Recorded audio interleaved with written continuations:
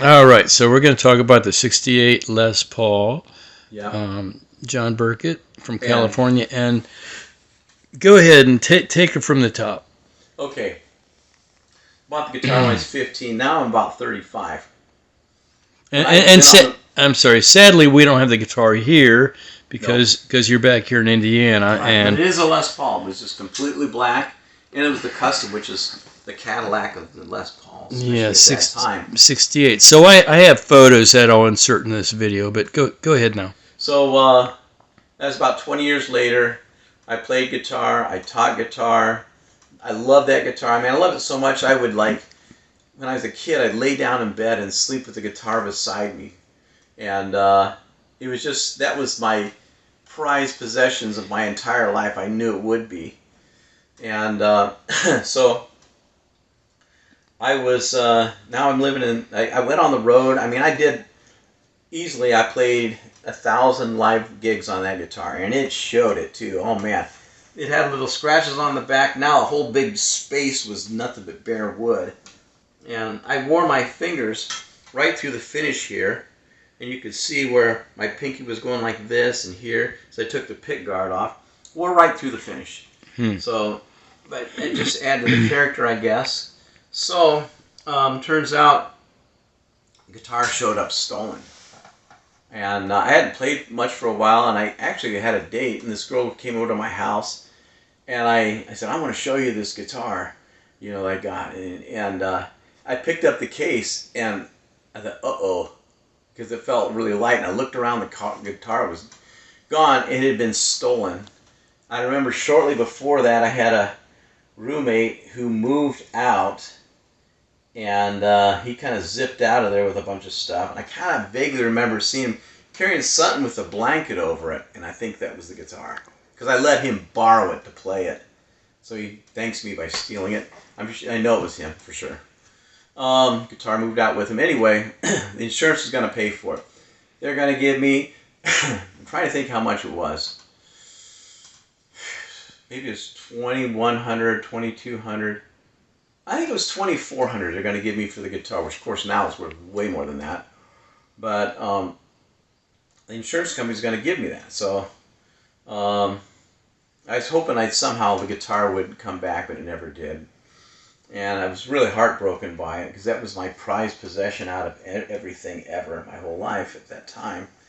So, even pretty much now, but because of the history I have with it. But what happened was I kept looking for an insurance replacement. I'll just let the phone go.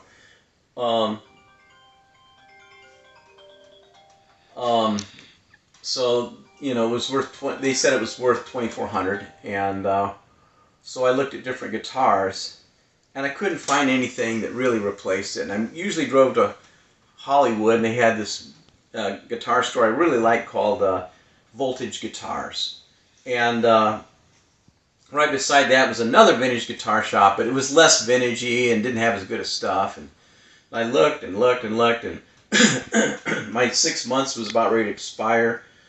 You had to buy it within 6 months, and then it turns out that the insurance company says, well, we're going to give you another 6 months, but you got to get it within 6 months. So my time is about ready to expire again. I made maybe somewhere between half a dozen or more trips, maybe as much as a dozen to different places trying to find a replacement guitar. And I even drove to West Covina, and this isn't a Stratocaster, but close enough.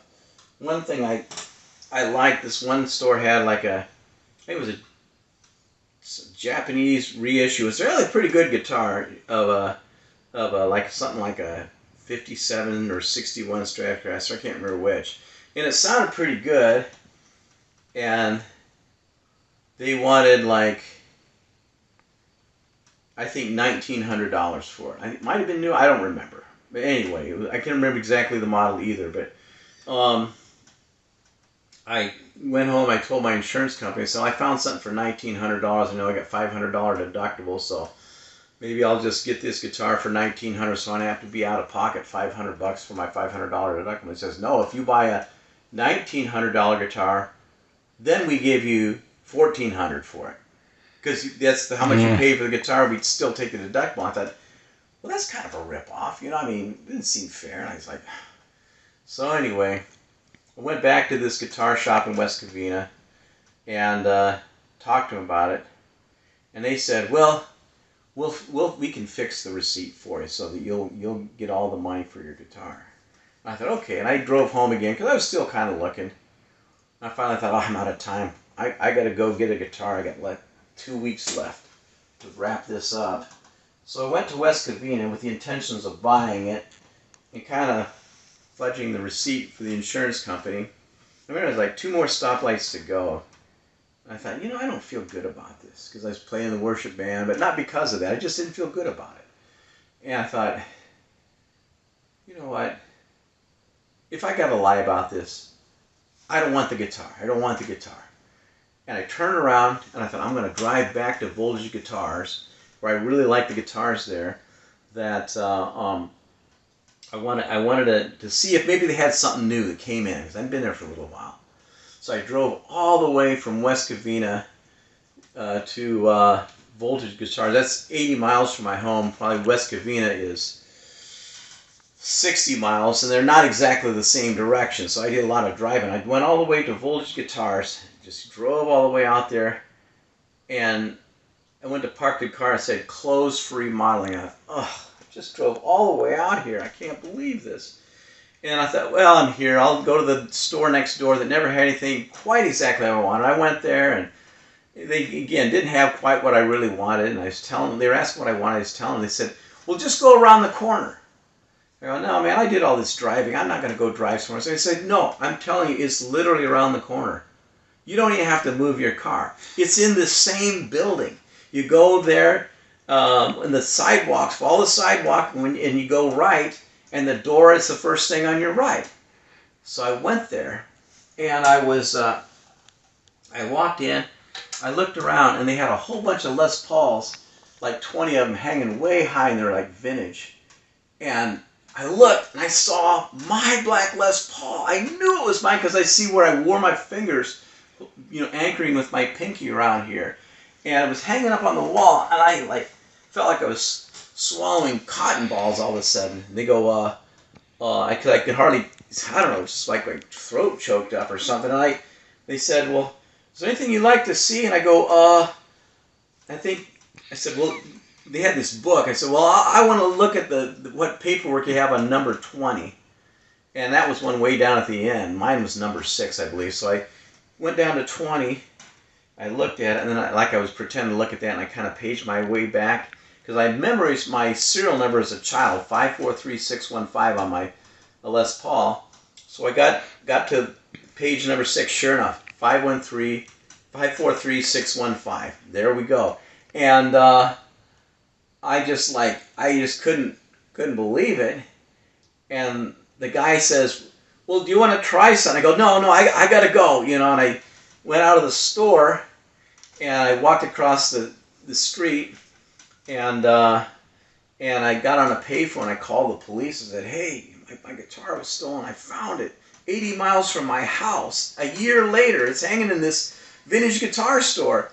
And the cop said he'd be there. It seemed like it took forever, but got there in 45 minutes, and we walked in together. He goes, that guitar right there, that's his guitar that was stolen. He needs his guitar. And the young guy was sitting at the desk. He got a kind of a mean look on his face, and he got this phone. He was dialed some numbers. And this older guy came from the back and says, hey, you can't just take the guitar. You got to go through pawn shop detail. You got to call your watch commander and all that. And the cop checked in. Sure enough, he did. I thought, oh no, I found my guitar, and these guys won't give it back. And I'm gonna have like a, you know, they'll take some, you know, made in Japan junky guitar, stamp my serial number on the back, and say, here's your guitar. And so they said, they told me, the cop told me you have to wait for the paperwork to come in the mail. So about 2 weeks after that, paperwork came in the mail, and they said, it's my guitar, take this in, go get your guitar. It was a Tuesday night, and I thought, oh man, I got to go get my guitar now, but I want to get it right now. But it turns out they said I had to play in the worship band. I don't know, it was 6:30 or 7, something like that. I said, I'll never get there and get through traffic and get my guitar and drive back. So I'm doing it anyway.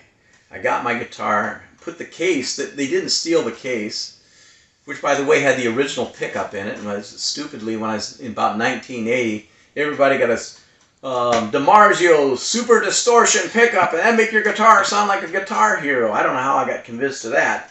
So I was going to take that thing back out. I never got around to it, the bridge pickup. So drove down to this place, and they were real nice to me at this. It's called Freedom Guitars. In fact, there was a video where there's a guy running, and he was like on fire, some old video.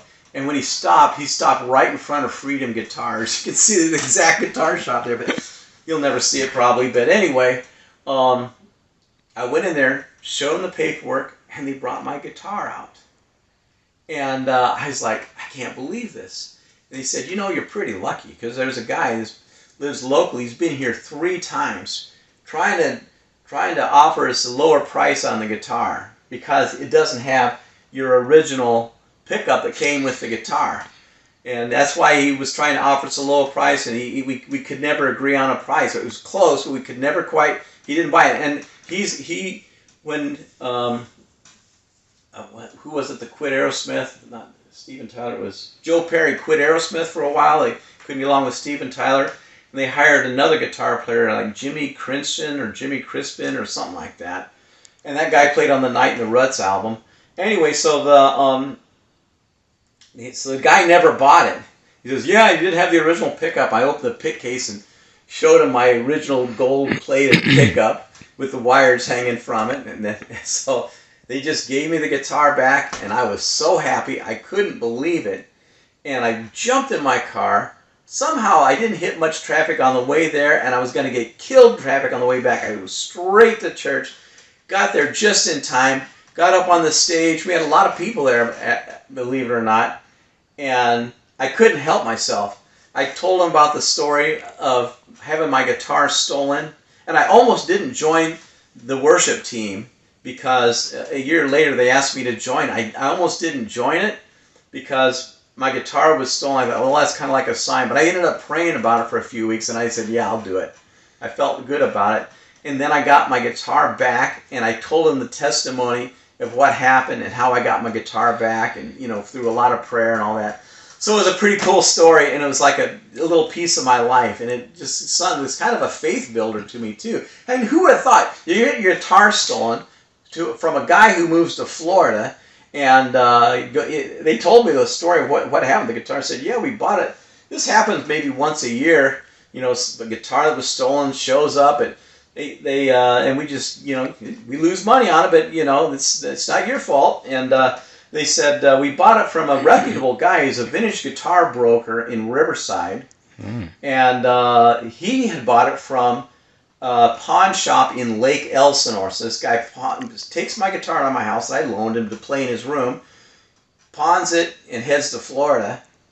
That's not the coolest thing in the world, is it? No. Wow. But anyway, a year later, 80 miles from home, on the day when I was going to say, okay, I'll just get this other guitar. No, that's not honest. I'm not going to do it. I go, the guitar store is closed. I go to the next door, and they tell me to go someplace else that I wasn't going to go. They talk me into it, and there's the guitar.